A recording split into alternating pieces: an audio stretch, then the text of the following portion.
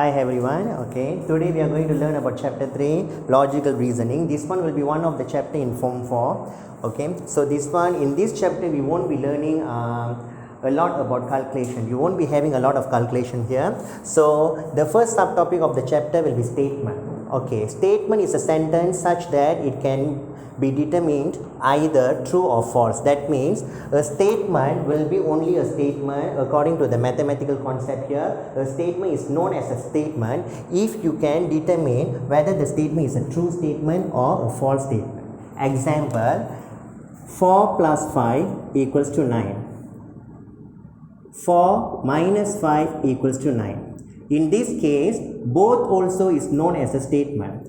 Why both also will be known as a statement? Because 4 plus 5 is equals to 9 is a true statement, and 4 minus 5 equals to 9 is a false statement. So in both cases we can determine whether it's a true statement or false statement. If you can determine whether it's a true statement or false statement, means we can call it as a statement. But if I give you 4 plus 5 equals, okay, in this case, this one is a non-statement. Why this is a non-statement? Because the answer is not given. That means this is a question. In a question, we cannot tell whether it's a true question or false question. So this one is not a statement.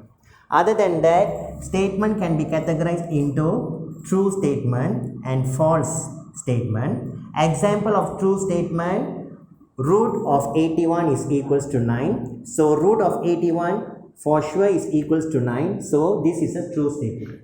And circle is not a polygon. This one will be a true statement also. Polygons will be something like triangles, pentagon, hexagon, and so on. Circle is not under the category of polygon. So these both will be examples of true statement. False statement: 1 over 2 plus 1 over 3 equals to 1 over 5.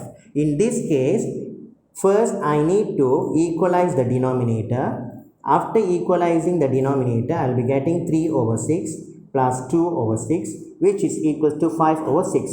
So the actual answer is 5 over 6, but they have given 1 over 5. So this is a false statement. Next, the sum of interior angles of a quadrilateral is 180. Quadrilateral means polygons with 4 sides. So when you go for any polygon with 4 sides, all the polygon with 4 sides will be having the total sum of interior angle of 360. In this case, they have given 180. So this is the false statement. So as a conclusion, statement will be any sentence where you can determine whether it's a true statement or false statement. If it's in the form of question whereby we cannot tell whether it's true or false, that one is not a statement. Okay, in the second part, we will be learning about quantifier. Quantifier is actually the words that we are going to use, okay, in order to refer to the number of objects. So in this case, we are going to use two types of quantifiers, all and also some. All will be referring to each of the object, some will be only several objects. Okay, by using quantifiers, okay, we can also make true statement and false statement. So there are two examples given here. In the first example, they are asking us to make a true statement. In this case, they are telling even numbers are divisible by 2. Okay, even numbers are divisible by 2 means, okay, we can use the quantifier of all here, because all the even numbers can be divided by 2. There is no even number which cannot be divided by 2. So if I use the word all, the overall statement will become a true statement. Okay. In the second example, even numbers are divisible by 2. They are giving the same question, but they are asking us to make a false statement. In the false statement, I can use the quantifier of sum, because I am trying to say that some even numbers only can be divided by 2. Okay, in this case, it is not true. So I will be making a false statement here. Okay, next one, we need to know about negation of statement. Negation of statement means we are going to make negative statements by using the word no or not.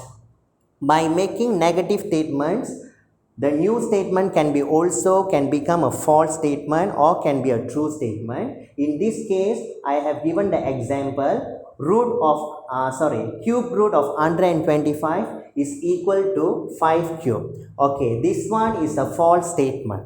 Okay, this is a false statement because cube root of 125 must be equals to 5 and not 5 cube. Okay, so if I make this statement to be a negative statement by putting the word not, means the new statement will become a true statement. So that's why I told by adding the word no or not, we can change the statement from false to true or true to false. So in this case, I am telling cube root of 125 is not equal to 5 cube. This is a true statement. Okay, compound statement. Okay, compound statement will be the combination of two statements. In this case, we are going to combine two statements by using the word and or. So, when you go for compound statement here, when we go for compound statement here, I have given 4 examples of statements. Okay, the first statement will be 5 cube equals to 125. This is a true statement. The second statement, 2 square equals to 40. This one will be a false statement. 6 square equals to 36. True statement. And 1 cube equals to 4, which will be a false statement. So, we are going to combine these statements by using the word and or. When you take a true statement and combine with a true statement using the word and, the overall compound statement will become true. Example, 5 cube equals to 125 and 6 square equals to 36. This is a compound statement. I have combined true and true together. So, overall will be true. When I combine true statement and false statement together, the overall compound statement will be a false statement. Example, 5 cube equals to 125 and 1 cube equals to 4. This is true, false. I am using the word and. So, overall will be false. False statement combined with true statement by using the word and, that means false will be coming in the first place, 1 cube equals to 4, and the true statement will be coming in the second place, 5 cube equals to 125. Overall will be false statement. And at last, false and false will be equals to false. Example, 1 cube equals to 4 and 2 square equals to 40. This is false, false. So, overall will be false statement.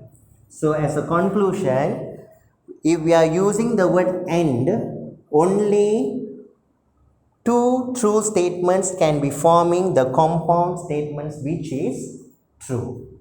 If you got any one of the statement that you are combining here is false, means the overall statements will become false.